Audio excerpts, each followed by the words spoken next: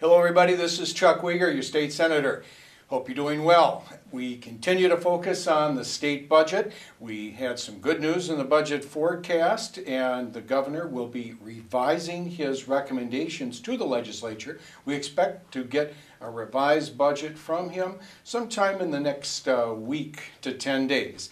After we receive that recommendation from the governor, let's say mid-March or so, then our leadership will be making recommendations on how much we plan to spend in the various budget areas. For example, I chair the E12, Early Education to 12th Grade Budget Division. That's a major part of our budget, and we will receive how much we're looking at raising in that area. Of course, that amount will be based on what we anticipate we will have for revenue. So all of these things are coming together. It will be based in part on recommendations we receive from various people through the public hearing process, as well as discussions with legislators from throughout our state. I have had many meetings in our local school districts. Down here at the Capitol, we've had, I would say, at least 400 or 500 people that have been here over the past couple of weeks sharing concerns, whether it's students, early learners, teachers, school board members, parents, business persons talking about expectations they have. We will use those recommendations to help shape the E12 budget, and that will all be online. The committee meetings, we publish that. So let me know as you have any suggestions as we put together that budget. As I mentioned in the past, all-day kindergarten is a very important priority. We want to make that available for all Minnesotans that want that, so we can be in step with the rest of the country. We want students also to be ready for K and early learning responsibilities. It goes primarily to the parents, and we want them to do a real good job, but sometimes it's going to help to have additional programs to help on that journey to be ready for kindergarten. Because if you're not ready for kindergarten, you're going to probably need some remedial help that slows things down, reduces your likelihood for success. So a lot of discussion on education, and that's my highest priority. We had a special report from the legislative auditor in a joint meeting with the House and the Senate Education Budget divisions. We received recommendations from our legislative auditor regarding special education.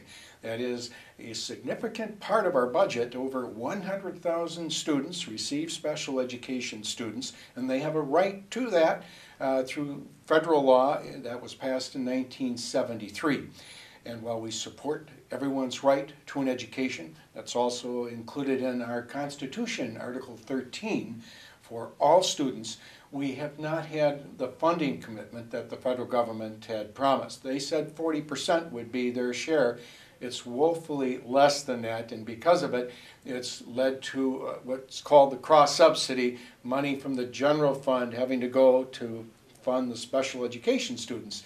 Maybe some of you read in one of the recent front page stories in the daily paper about some cases students, it's more than $100,000 for their education. In fact, John Glenn in Maplewood, one student, it's $150,000 for the high attention needs. And so districts can't afford it. We talked a great deal about all the paperwork that's required, the requirements at the federal level, and we need to get a better handle on it. It's been a double-digit increase in budgets for districts. As I said, over 100,000 students are receiving special ed services, but whatever we can do to further cut costs to the extent we can, we need to do, and we're going to make a commitment to follow those recommendations and implement those that are in the report. And Chair Marquardt, who is my counterpart in the House, we talked about having a joint committee where we can monitor and work on the implementation of these recommendations. A copy of that auditor's report will be available on the link on either my webpage or Facebook. Many other meetings this week. White Bear Lake, we had a presentation with many area residents in White Bear.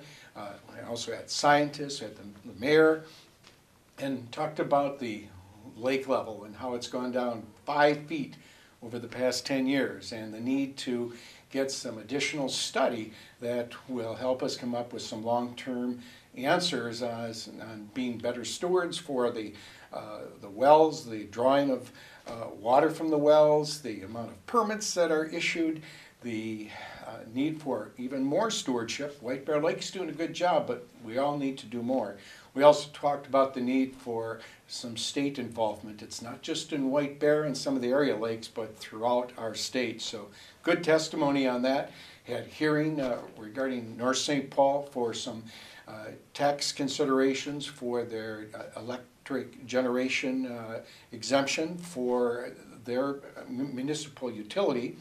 There's an 11-city organization called the Minnesota Municipal Utility Agency, and North St. Paul's part of that, and it helps them and keep rates low in providing energy for residential and commercial users, not only North St. Paul, but for the other 10 cities that participate. Other bills that I'm working on, you can find that out if you contact my office, look at the bills that I've authored. They're on the website as well.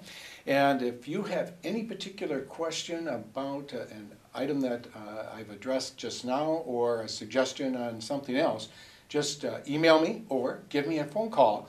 My cell phone is 651-770-0283. Thank you.